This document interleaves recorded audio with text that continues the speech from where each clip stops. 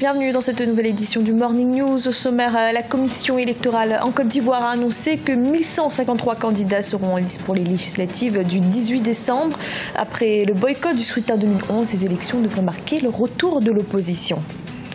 La foire régionale de l'intégration de l'Union économique et monétaire ouest-africaine a débuté au Bénin, une édition 2016 placée sous le thème du partenariat public-privé.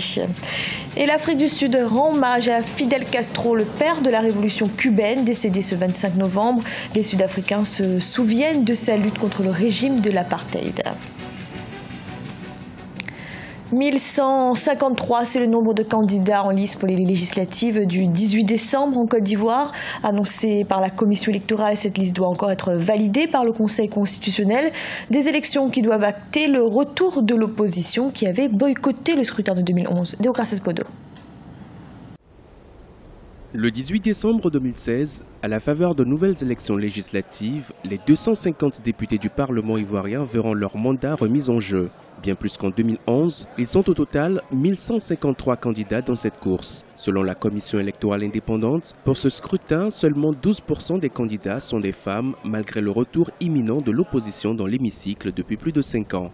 Ces élections sont très attendues en Côte d'Ivoire car elles redessineront le paysage politique ivoirien, déjà qu'elles suscitent de fortes tensions au sein de la majorité au pouvoir.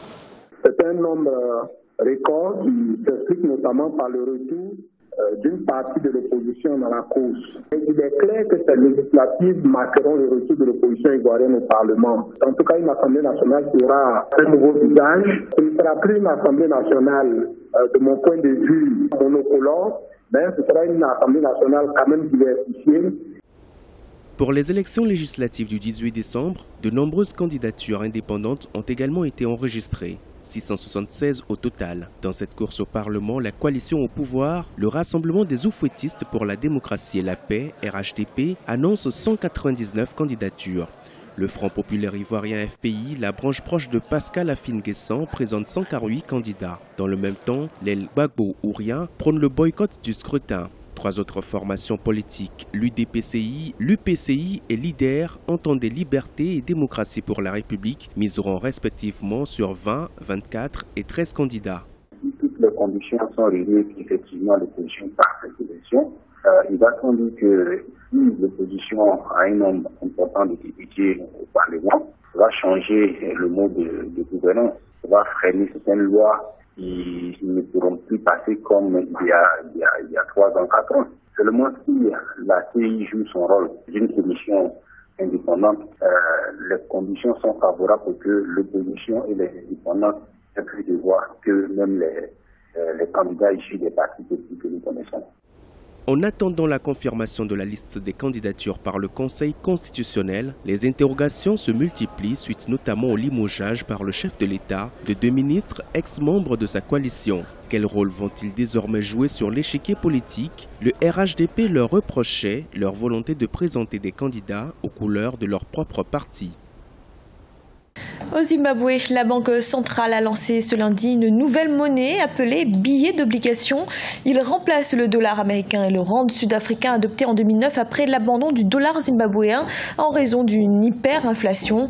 Mise en circulation sous forme de coupons de $2, ils jouent le rôle de billets de banque et doivent mettre un terme à la pénurie de dollars américains.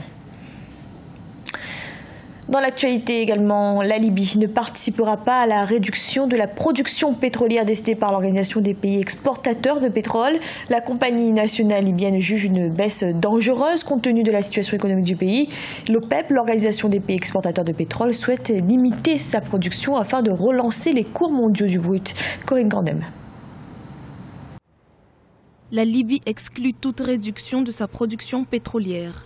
Elle compte même la doubler en 2017, selon une annonce faite par le directeur de la NOC, la compagnie nationale de pétrole, Mustapha Sanalla. L'OPEP, l'Organisation des pays exportateurs de pétrole, souhaite ramener sa production entre 32,5 et 33 millions de barils par jour pour relancer les cours du pétrole qui ont chuté en raison de la surabondance de l'offre depuis l'été 2014. Une initiative que le directeur de la NOC ne compte pas respecter en raison de la situation économique fragile que traverse son pays. Maintenant, le secteur du pétrole libyen ne produit que à peu près 540 000 barils par jour. ça même pas le quota qui était alloué à Libye à l'époque. Et avec les problèmes qui fassent la Libye maintenant, problème budgétaire, qu'on sait que 98% du budget libyen dépend directement des rentes pétrolières. Donc, je pense que le PEP va prendre tout ça en considération à ce qui concerne le quota de la Libye. La Libye produit actuellement environ 600 000 barils par jour. Le pays produisait 1 600 000 barils par jour avant la chute du régime du guide libyen Mouammar Kadhafi en 2011. Depuis, le pays traverse de nombreuses crises politiques et sécuritaires, ce qui bloquerait sa relance économique. La Société nationale libyen pour le pétrole a sollicité d'augmenter la production de pétrole jusqu'à peu près 800 000 barils par jour. Ça sera à la moitié de 2017. La Libye a le droit d'exporter 1,8 million barils par jour. C'est le quota qui était réglé en 2010. Et depuis ce temps-là, la Libye n'est pas exporté cette quota-là. Donc, il a tout à fait le droit d'augmenter l'exportation du pétrole lorsqu'elle est payée maintenant face à une faillite totale. Lors de la réunion de l'OPEP prévue ce mercredi 30 novembre à Vienne, la capitale autrichienne, l'organisation doit procéder à la répartition des quotas de production pétrolière des pays membres. La concrétisation d'un accord de baisse de l'offre est également au programme. Jusqu'ici, 3 pays, l'Iran, la Libye et le Nigeria, ont été autorisés à produire au niveau maximum en raison de leur situation économique étroitement liée à leur manne pétrolière. Le Bénin accueille jusqu'au 10 décembre la foire régionale de l'intégration de l'Union économique et monétaire ouest-africaine, une édition 2016 placée sous le thème partenariat public-privé. Cet événement sert de levier pour assurer une pleine participation des milieux d'affaires de la zone autour des enjeux d'intégration régionale et de promotion des produits communautaires. Reportage de notre correspondant Yves Thiono. Les investisseurs et créateurs de richesses de l'espace UEMOA sont à l'honneur à Cotonou, la capitale économique du Bénin. C'est à la faveur de la 5e édition de la foire régionale de l'intégration de l'Union économique et monétaire ouest-africaine FRI-UEMOA. Ouvert du 25 novembre au 10 décembre 2016, ce rendez-vous économique et commercial est axé sur le thème partenariat public-privé et défis de synergie pour une intégration réussie.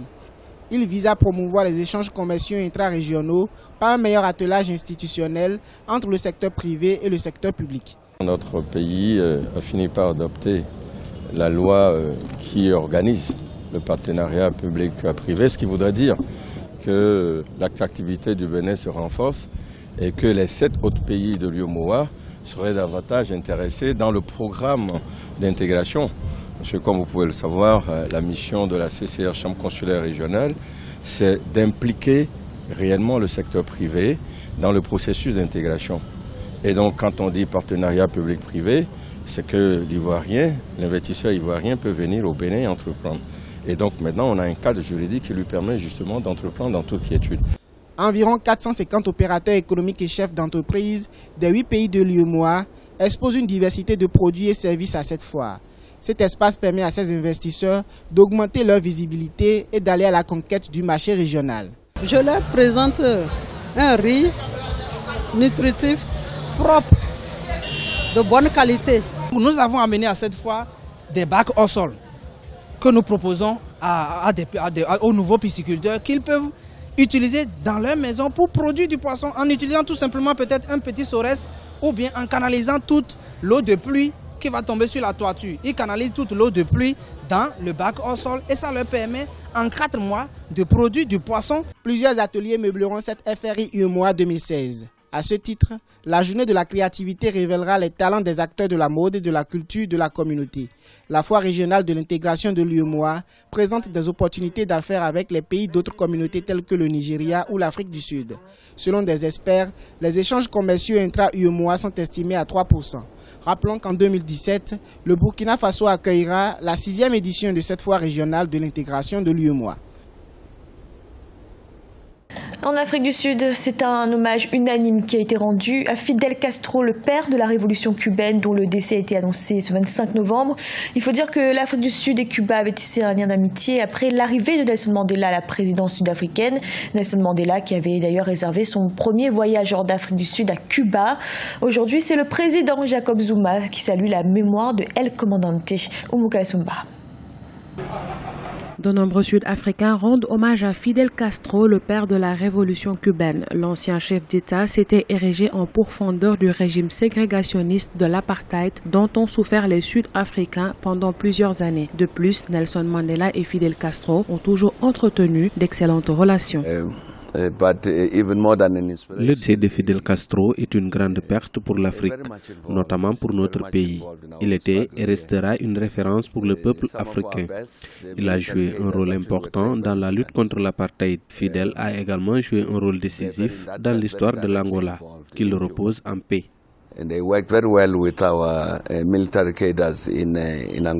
Les Sud-Africains garderont en mémoire l'homme dont les combats étaient très souvent assimilés aux révolutions africaines qui ont voulu dire non à l'impérialisme. Dès l'annonce de sa mort, beaucoup de sympathisants et d'admirateurs se sont rués vers le célèbre restaurant Cap Tacuba 6 dans la grande ville du Cap, une manière de lui rendre hommage.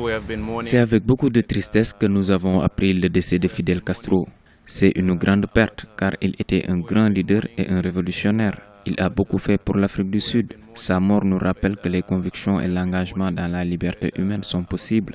Depuis samedi soir, le restaurant sud-africain Cap Tacuba a accueilli beaucoup de visiteurs. En attendant les obsèques officielles prévues le 4 décembre 2016, plusieurs associations de jeunes en collaboration avec des ressortissants cubains planifient plusieurs événements à l'honneur de Fidel Castro.